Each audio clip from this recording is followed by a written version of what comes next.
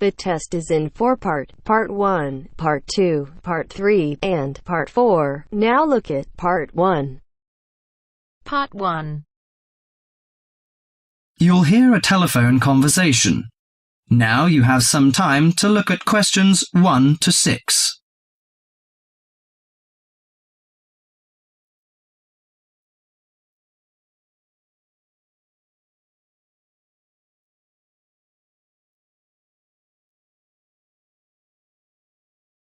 Listen to the conversation and answer questions 1 to 6.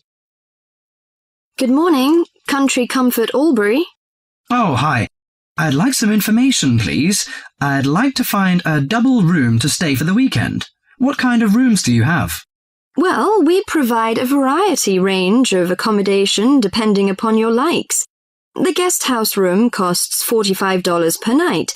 It provides air conditioning and shower, and a waterfront room costs $80 per night. It has got its own balcony overlooking the foreshore of the lake. We've got a kid. How do you charge for children? Extra bedding is available if you require that. If the kid is aged 12 and below, the cost is $10 per night for the guest house room and $15 for the waterfront room. Do you have a swimming pool, tennis court, or something like that? Yes, we've got a swimming pool, which is free for all the guests. But the tennis court charges $8 each hour, including the rent of rackets. How about other facilities? We provide free off-street car parking and internet access. We also installed in-house movies, but that costs $4 per hour. Oh, we don't think we need that. Because of the kid, you know. We don't want him to see movies on the weekend. Well, we also offer ironing equipment in the room. That's useful, I think.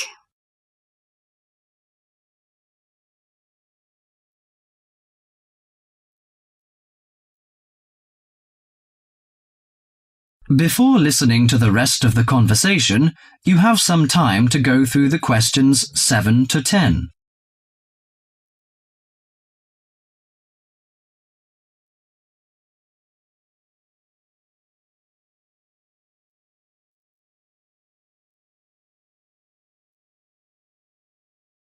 Now listen to the last part of the conversation and answer questions 7 to 10.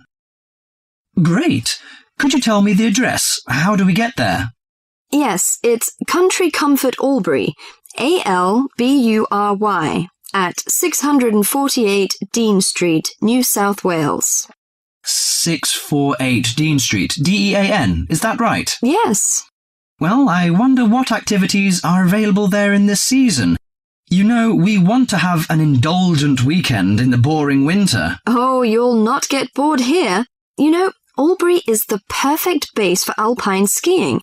Besides that, winter's frosty alpine air encourages walks through mist-laden valleys. You can walk alongside rushing streams and waterfalls. After returning to the warm and comfortable lounge, you can sit by the open fire.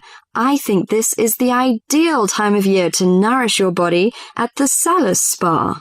The idea of skiing doesn't appeal to me very much, but it sounds good to have a relaxing walk through the valleys. Maybe after that, I'll have a massage and some soaking in the spa. And you know, this hotel is perfectly located in a quiet position off the main highway in central Albury. It's within walking distance of licensed clubs, restaurants, shops, and the central business district. It's known for its excellent cuisine and warm Australian hospitality. Good. It's a good idea to taste the tasty dishes in one of the restaurants. My wife may be interested in shopping. She's always keen on that. I think I'll contact you later. Thank you very much. That is the end of Part 1. You now have half a minute to check your answers.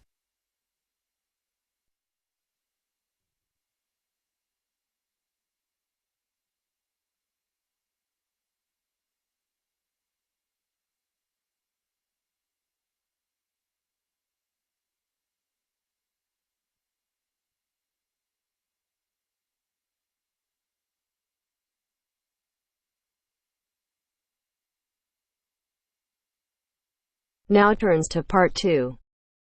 Part 2. You will hear two students discussing a project they have to do as part of a literature course on great books. First, you have some time to look at questions 11 to 15.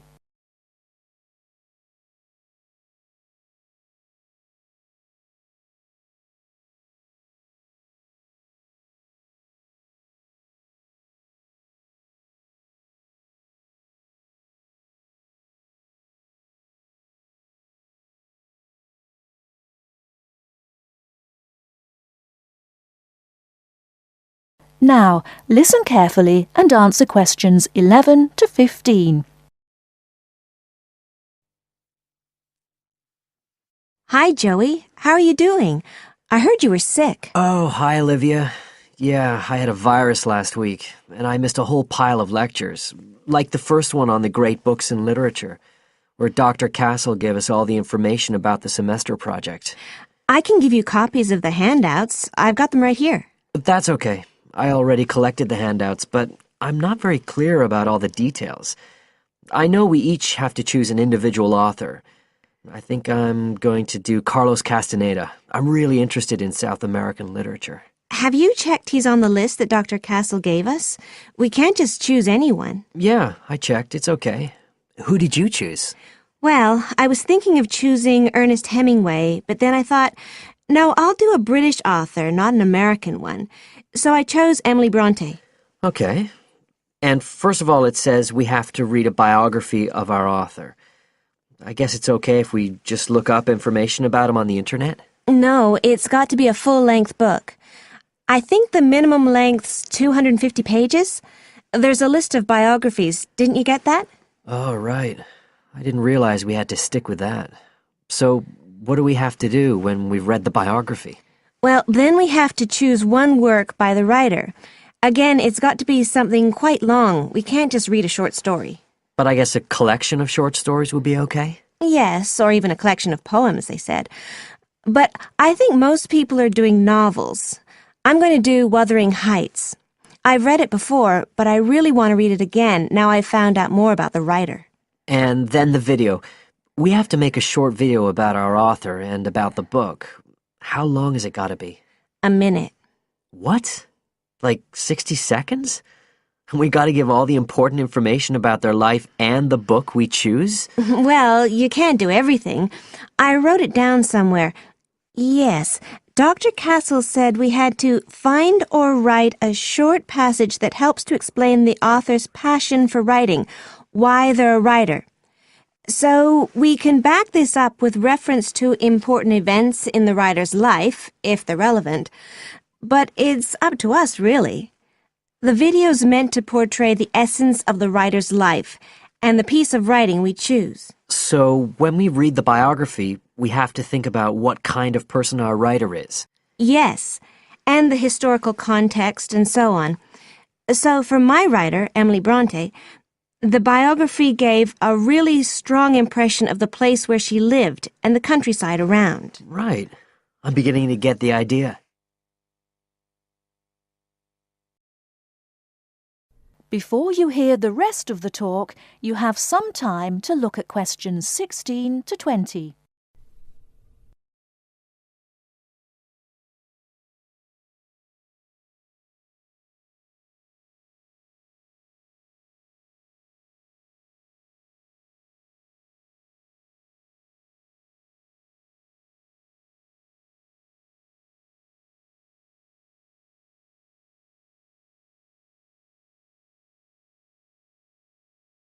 Now listen and answer questions 16 to 20. Can I check the other requirements with you? Sure. The handout said after we'd read the biography, we had to read the work we'd chosen by our author and choose a passage that's typical in some way, that typifies the author's interests and style. Yes, but at the same time, it has to relate to the biographical extract you choose. There's got to be some sort of theme linking them. Okay, I'm with you. And then you have to think about the video.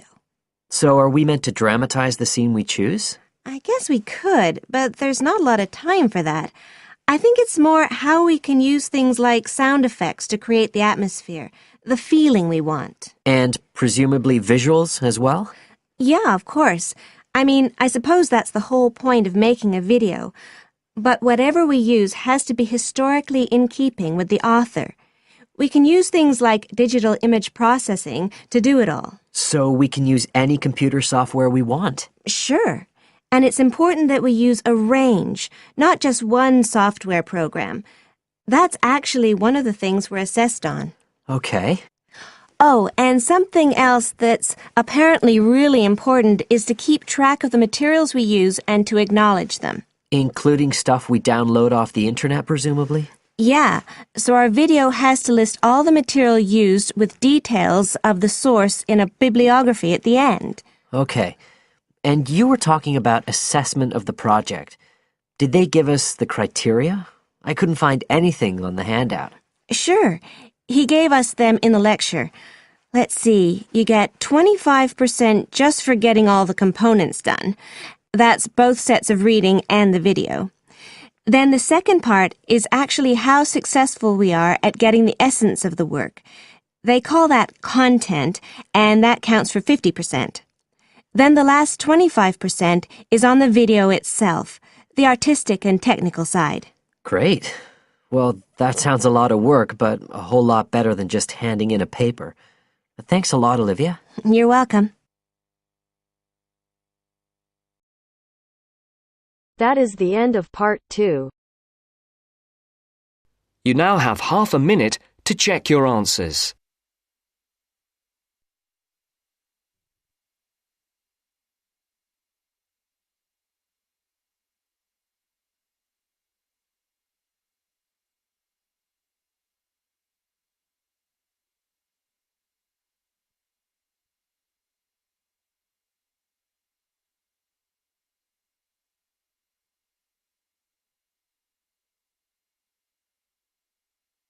Now turns to part 3. Part 3. You are going to hear a conversation between a student and a tutor.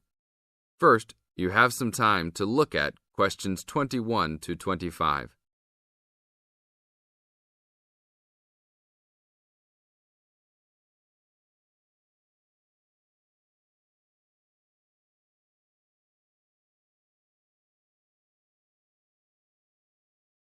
Now listen to the tape and answer questions 21 to 25. Hi, Brad. I was wondering if you have time to answer some of my questions about my upcoming test. Sure, no problem, Jeff. What is it that you're having problems on? Well, it's for my English final. We have to prepare a 5-minute speech to present in front of the whole class, including the professor. So I'm a little bit worried. Is there any specific topic, or can you do it on whatever you want? It has to have something to do with the origins of English literature. I'm thinking of doing it on Shakespeare, but I bet many other students will have the same idea. That's fine. Don't worry if others are doing the same thing. As long as you do a good job, that's all that counts. A good professor will grade all students fairly. You really think so? I suppose Shakespeare is the most famous author, so it should be fine. Besides, Shakespeare has so many works. You only have to choose a couple of them and talk about those. I guess you're right. Do you have any advice about how to prepare a speech? First, you need to select your topic. Have you done this yet? Yes, I have lots of information on Shakespeare. Good. Next, you should do a research on a specific topic. Do you have a deadline for which to turn in your speech topic? The deadline is next Tuesday. So you should have a detailed outline of what you will say by then. Do not just turn in a piece of paper saying Shakespeare on it. That will not give your professor any idea as to what you will be talking about. Okay, so you think I should write out an outline of my speech? Of course! Writing your speech out in outline form is essential. No one could give a speech from scratch. Even the president must refer to his outline when giving a speech. An outline will give you a good structure to base your speech on. Now look at questions 26 to 30.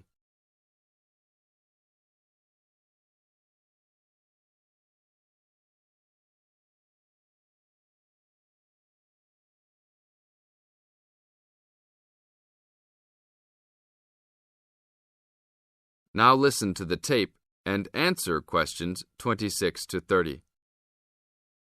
That's true. I was thinking that I would do an outline last, after I figured everything out. But I think your idea is better. What should I do after I have an outline prepared? You should then write the speech out, word for word, what you're going to say. This is so you'll have a firm idea of what you will say. It doesn't mean that the speech you will give will be exactly the same, but at least you have a fairly good idea what the final product will be. At this point, I can read it over for you if you want. Really? That would be great. I would appreciate that so much. No problem. Once you write it out, the next step is to practice giving the speech. At first, you can do it in front of the mirror, so you can see your expressions in your presentation. After that, you should practice giving your speech to some friends. I can listen to it for you too. That's a great idea. I really owe you a big favour then. Sure, you can do my Latin homework for me. Just kidding. Seriously, don't worry about it. I can help you with anything you need. So when is the speech due? Well, the speech topic is due next Tuesday. The speech itself will be due next Friday. I can help you any time you want because I have no tests this next week. Besides, I'm an English major and Shakespeare's one of my favourite authors, so helping you out will be no big deal. Thanks so much. Well, I'm going to the library to get started on all this. I'll call you tomorrow. See you tomorrow then. That is the end of part 3. You now have half a minute to check your answers.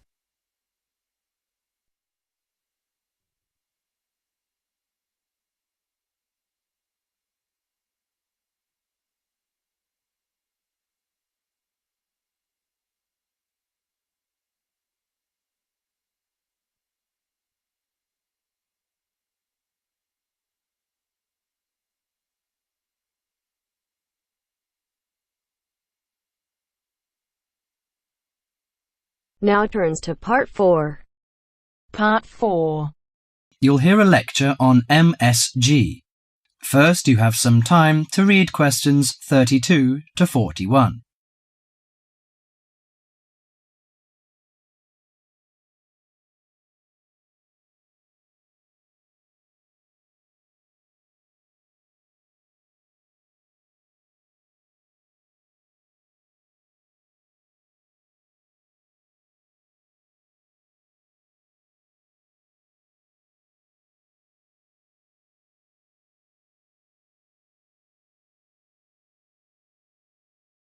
Now listen to the conversation and answer questions 32 to 41. You've probably noticed that MSG appears regularly among the ingredients of your favourite foods. But what is it? How long has it been used? How is it used? MSG, or monosodium glutamate, is a chemical commonly used to add flavour to salty or sour tasting foods. The average person knows almost nothing about it, but today MSG is found in everything from potato chips to soup. Its principal component is an amino acid called glutamic acid or glutamate. It was identified by Professor Kikuné Ikeda in 1908, but Eastern cooks have been using glutamate-rich seaweed as flavouring for more than 1,200 years. Glutamate is found in two forms: bound glutamate, which is linked to other amino acids forming a protein molecule, and free glutamate, that has no link to protein. Only free glutamate is effective in enhancing the flavour of food. Foods often used for their flavouring qualities, such as tomatoes and mushrooms, have high levels of naturally occurring free glutamate. MSG is usually produced through fermentation of corn, sugar beets, or sugar cane. The finished product is a pure white crystal, which dissolves easily and blends well in many foods. Monosodium glutamate enhances the basic flavour of many foods. New studies also show that MSG elicits a unique taste that is known as umami in Japan and often described by Americans as a savoury, broth-like or meaty taste. Umami may be the fifth basic taste, beyond salty, sweet, sour, and bitter. As an integral part of cuisines around the world, this savoury taste is common to the bouillons of Europe, the oyster sauce of China, the soy and fish sauces of Southeast Asia, the pizza of Italy, and the chowders and stews of America. MSG helps bring out the best natural flavours in a variety of foods such as meat, poultry, seafood, and vegetables. While MSG harmonises well with salty and sour tastes, it contributes little or nothing to sweet or bitter foods. Results of taste panel studies indicate that a level of 0.1 to 0.8% MSG by weight in food provides optimum enhancement of the food's natural flavour. This is within the range of glutamate that naturally occurs in foods. Approximately 1/2 teaspoon of MSG is an effective amount to enhance the flavour of a pound of meat or 4 to 6 servings of vegetables or soup. MSG is a self-limiting substance. Once the proper amount is used, adding more contributes little to food flavour. Overuse of MSG, as with many other seasonings and spices, may cause some foods to have an undesirable taste. There is simply no substitute for wholesome quality food and good cooking techniques. MSG makes good quality food taste better, but will not improve the flavour of poor quality food. Disturbingly, scientists have known since the 1960s that MSG kills brain cells in young animals. Further research suggested that MSG may also be responsible for ailments ranging from skin rashes to irregular heartbeat and depression. Reports vary on just what percentage of the population is sensitive to MSG. One researcher put the figure as high as 30%, but food industry-sponsored studies have suggested it as low as 1 to 2%. Baby food manufacturers agreed to take MSG out of their products in the 1970s, but it is still widely used in other foods. This is because MSG is an economical way of stimulating great taste. If you're making a chicken stew but can't afford a whole chicken, why not use a little chicken and a lot of MSG? Consumer groups in the USA campaign regularly against its use, but for many of us, MSG will continue to be a part of everyday life. Food, it seems, will always be a matter of personal taste. That is the end of part 4. You now have half a minute to check your answers.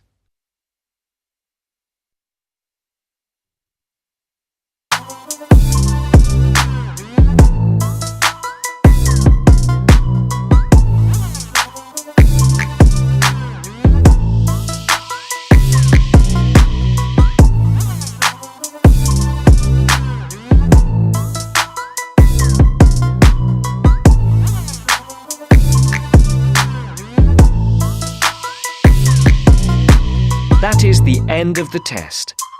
You now have 10 minutes to transfer your answers to your Ielts listening answer sheet.